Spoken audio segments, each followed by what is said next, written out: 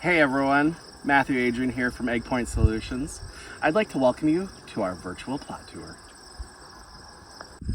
Hello, Matthew Adrian from AgPoint Solutions. I'm here with our area DSM, Eric Gallagher. Today we're going to highlight 21EE62s. 21EE62s has been a fantastic product for us the last couple of years. It's got the C gene for Phytophthora, but one of the biggest traits that we see that bring it towards the Peking for cyst. And really excited what we see with it. It's been a great standing bean with tremendous field performance. And the big thing is it's Peking. We're going to highlight 19EE62s. 19EE62s was a new product a year ago that really came on strong with some great performance. It brings us some pretty good iron chlorosis deficiency tolerance.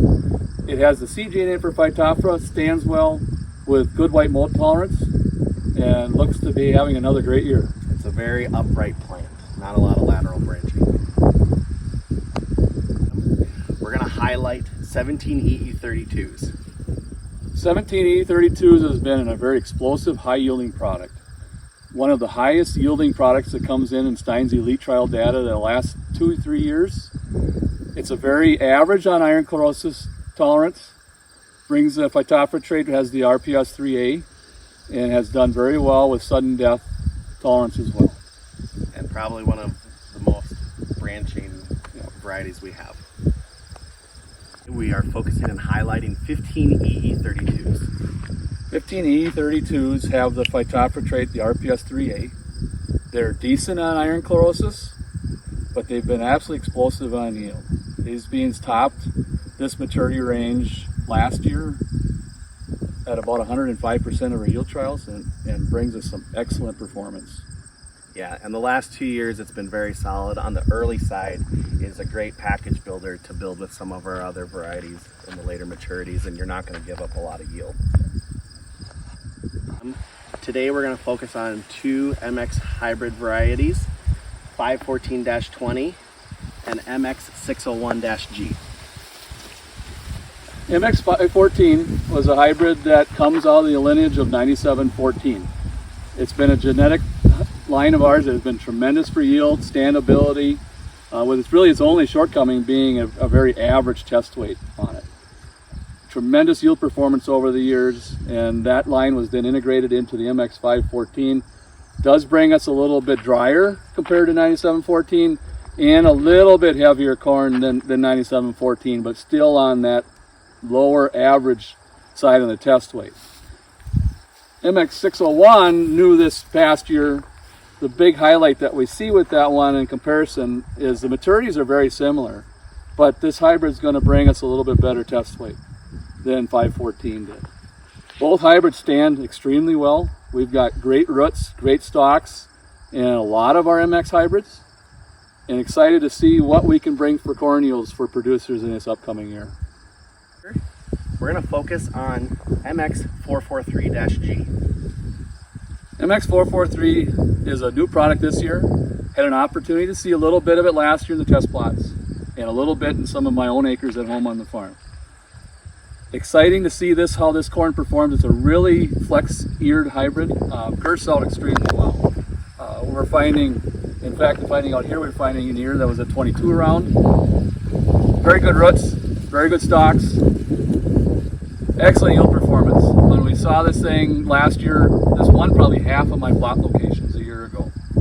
And great performing there. A little more average test weight, but still was much better and improved over some of the stuff we've had in the past. Bring something in a non-traded corn that has glyphosate tolerance. We're going to focus on MX441-G. MX441-G is a non-traded corn with glyphosate tolerance. Excellent standability, great roots, great stalks, tremendous yield performance with it. One of the exciting things I see with this one is test weight. This was a corn that last year in the plots and in the field that I had some of it in, a lot of 58, 60 pound test weight corn.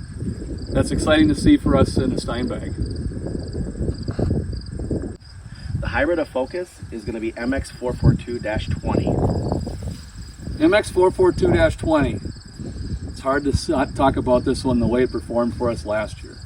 Probably the most exciting new product on the market for us a year ago at 102 day. This thing was an absolute rock star out in the fields. Had a chance to see a lot of it on our own acres at home. We averaged 215 to 230 on our acres with it. I saw 300 a lot. Probably more impressively is how the bottom end seemed like it stayed up. Great roots, great stalks, good test weight, and awesome yield performance, and a corn borer product that we have to offer this upcoming year. It's one of a couple products that if you haven't tried Stine corn before, this is one of the products that you need to have on your farm. And this is towards the taller end of the MX series. But one thing to note is the ear placement on all of our MX hybrids still is about waist high. Correct. Thank you for taking the time to go through our virtual plot tour. We hope that this brought value for you and gave you a better handle on the amazing products that we are bringing forth for 2024 and into the future. As a token of our appreciation for taking the time to watch our virtual plot tour, please reply back with AgPoint 24 in the email, and we're going to send you a special gift as a token of our appreciation. As always, if you have any questions, please don't hesitate to reach out to myself, and I'll be more than happy to answer any questions that you may have. Thanks again.